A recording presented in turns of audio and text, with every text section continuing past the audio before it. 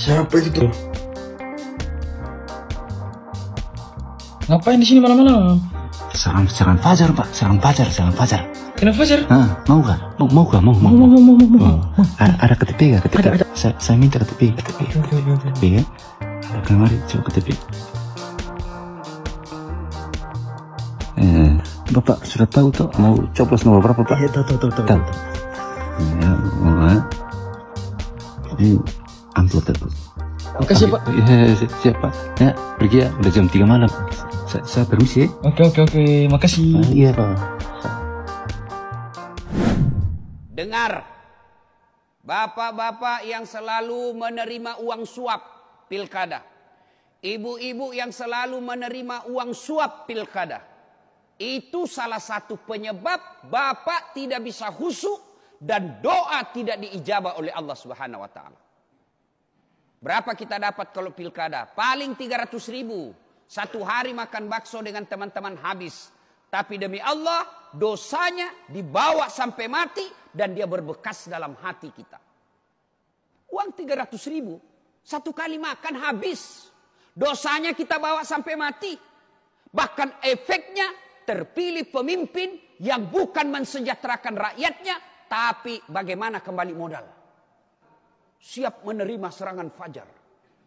7 suara, 1 suara 200.000. Mohon maaf, keras kehidupan.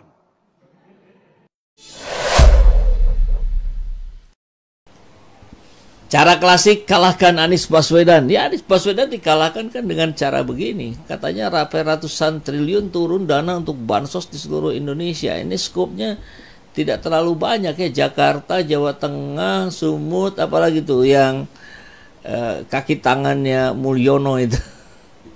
Nah, kita akan coba bahas satu persatu bagaimana upayanya Jokowi, upayanya Prabowo mengendorse Ridwan Kamil Suswono ternyata tak mempan. Maka endorse presiden tak berfungsi, bansos bertindak.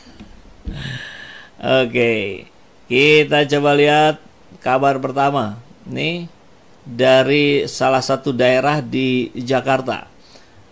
Apakah ini yang disebut bangunin macan tidur?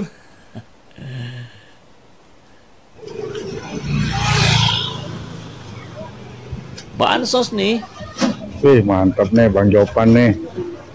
Wih, 1 putaran nih Ridho nih. Satu putaran tuh. Satu putaran tuh Bang Jopan tuh. Tamburan nih Kelurahan tuh. Petamburan Bang Jovan. Oh, itu penanggung jawabnya tuh. Pelaku. Masuk money politik tentu ya. Karena kan beli bansos pakai uang. Ya, dan ini dilakukan di H-1, H-2 serangan fajar. Banyak tuh yang bikin pengumuman terima serangan fajar. Kalau saya nggak ada, simpen saja di bawah ini kan. Sampai jadi meme. Itu artinya memang demokrasi ini rusak. Maka tentu kita tidak bisa berharap menghasilkan yang terbaik kalau prosesnya pun rusak. Kan begitu ya. Nah, yang menarik adalah ketika ini analisa dari Effendi Ghazali ya, yang mengatakan bahwa apa yang dilakukan oleh Prabowo Jokowi yang turun dan bersamaan kemudian turun juga bansos. Maka kemudian persepsi publik dikacaukan. Ini hasil apa ini? Ini hasil endorse Jokowi dan Prabowo atau hasil endorse bansos? Ya yang terasa pasti bansos dong. Langsung terasa, langsung bisa makan enak, langsung bisa goreng, langsung bisa bikin apa. Kalau sekedar endorse yang kalimat atau surat seperti yang dibuat oleh Prabowo kan tampaknya tak bermakna apa-apa itu. Apalagi buat warga Jakarta yang relatif rasional. Yang relatif rasional saja, menurut riset yang disampaikan juga oleh Effendi Ghazali, itu berapa? 53 kalau nggak salah ya, 53% Jakarta akan berubah pilihan ketika diberikan bansos. Selesai perkara, masuk itu barang. Coba kita dengar ya. Nah, sedangkan pengaruh Pak Jokowi yang ini perlu diingat, dulu 61%, sekarang tinggal 47%. Ya. Jadi kan menjadi menarik nih, dalam tatanan influencing angkanya menurun. Nah, muncul pertanyaan A dan B dari nomor 4 ini. Apakah karena angkanya turun lalu mulai harus lebih kencang? Ya. Atau ada sesuatu yang lain? Nah, saya melihat ada sesuatu yang lain. Yaitu bagian, kalau terpaksa 4C ya, kalau enggak bagian 5, penting ini. Yaitu survei Litbang Kompas pada bulan Juni itu menyatakan 58,3% pemilih di Jakarta mau menerima uang atau bentuk lainnya untuk menentukan pilihannya. Hati-hati, Datuk Kaniles, Jakarta 58,3%. Di luar Jakarta lebih tinggi. Lebih tinggi.